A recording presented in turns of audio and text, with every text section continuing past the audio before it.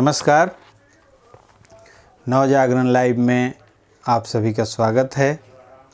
आज 1 मई है, मजदूर दिवस। आप सभी को नवजागरण परिवार की ओर से बहुत बहुत शुभकामनाएं, बधाइयाँ।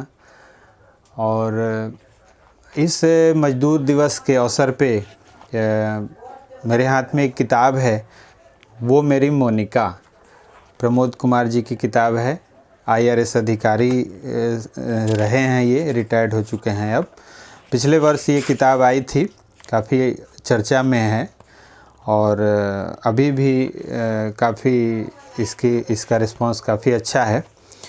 तो इस मजदूर दिवस के अवसर पे, हालांकि ये व्यंग्यात्मक किताब है, हास्य व्यंग है इसमें और व्यंग के माध्यम से इन्होंने अपनी बात रखी है, लेकिन इस मजदूर दिवस के अवसर पे मैं कोशिश कर रहा हूँ कि एक मैसेज देने की, इसमें एक कहानी पढ़ने की। छोटी सी कहानी है, बहुत जल्दी ख़त्म हो जाएगी। ये किताब 51 कहानियों का संग्रह है, छोटी छोटी कहानियाँ हैं व्यंग्यात्मक। और इसमें एक कहानी है नाले में नौजवान। ये हमारे देश की उस बेरोज़गारी की तरफ इशारा करती है जो लोग इंजीनियरिंग करके, वकालत करके और चपरासी और क्लास 4 की नौकरी की जब वैकेंसी निकलती है तो अपनी डिग्री डिप्लोमा को नज़रअंदाज करते हुए वो जाके उसमें फॉर्म अप्लाई करते हैं और नौकरी के लिए।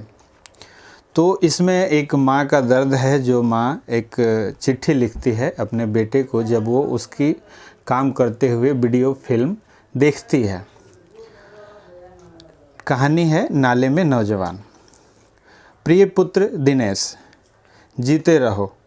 तुम्हारे पापा ने मुझे वो कौन सी ट्यूब कहते हैं, यूट्यूब, हाँ यूट्यूब पर फिल्म दिखाई थी। तुम सुबह सुबह कड़ाके की ठंड में दूसरे बहुत सारे बच्चों के साथ जंघियाँ पहन के नाले में घुसे हुए हो।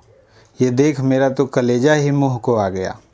उस दिन से मुझे रोटी भी अच्छी नहीं लग रही है।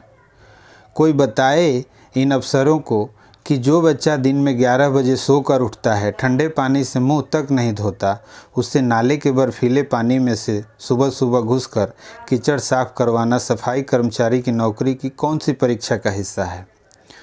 तुम्हारे हाथ में फावड़ा देख तो बड़ा गुस्सा आया। कौन है मुआ जिसने मेरे लाल के हाथ में हाड़ कपाने वाली ठंड में सुबह सुबह फावड़ा पकड़ा दिया कि चल जा नाले का कीचड़ निकाल।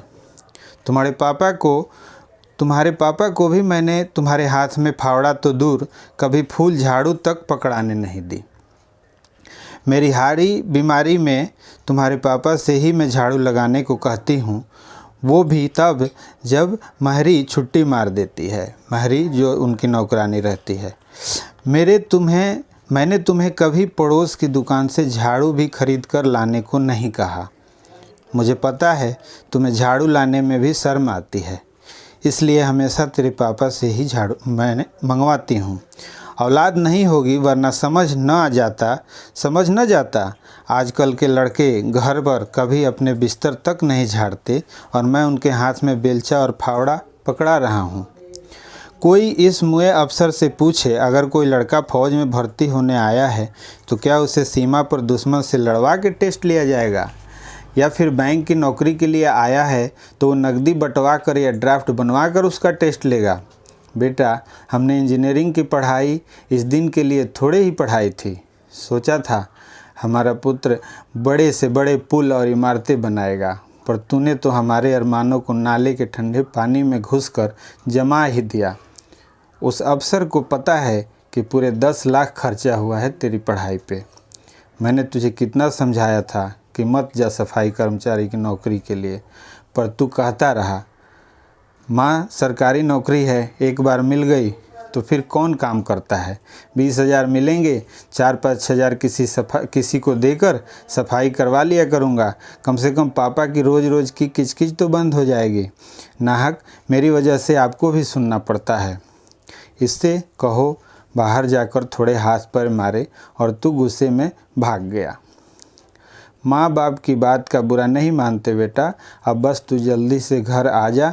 तेरे पापा भी मन ही मन कितना पछता रहे हैं। जब भी गली से निकलते हैं गर्दन नहीं उठा पाते। मोहल्ले की औरतें दबी जुबान में हंसती हैं उन पर, लेकिन तू उनकी चिंता बिल्कुल मत करना। उनकी औलाद कौन सी लाट साहब है। मैं सब कुछ बर्दाश्त कर लूँगी, बस मुझसे अपने फूल से बच्चे की ये दुर्दशा नहीं देखी जा रही है। तू बस पहली बस या ट्रेन जो भी मिले उसे पकड़कर सीधा घर आ जा और स्टेशन से ही फ़ोन कर देना, तेरे पापा तुझे लेने आ जाएंगे। और हाँ, मोहल्ले में घुसते वक्त शर्माना बिल्कुल मत, घर घर की माटी के चूल्हे हैं। मुझे भी पता है कि इसका लाल क्या कर रहा है, तुम्हारी माँ राज रानी।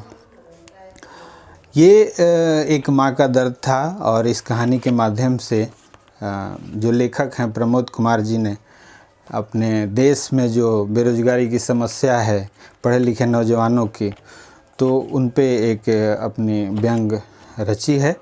और आप ये किताब अमेज़न, फ्लिपकार्ट पे ऑनलाइन ख़रीद सकते हैं और इसका लिंक आपको डिस्क्रिप्शन में दिया गया है।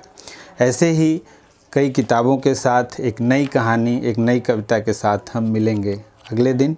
तब तक अपना ख्याल रखिए, घर में रहिए, सुरक्षित रहिए। नमस्कार।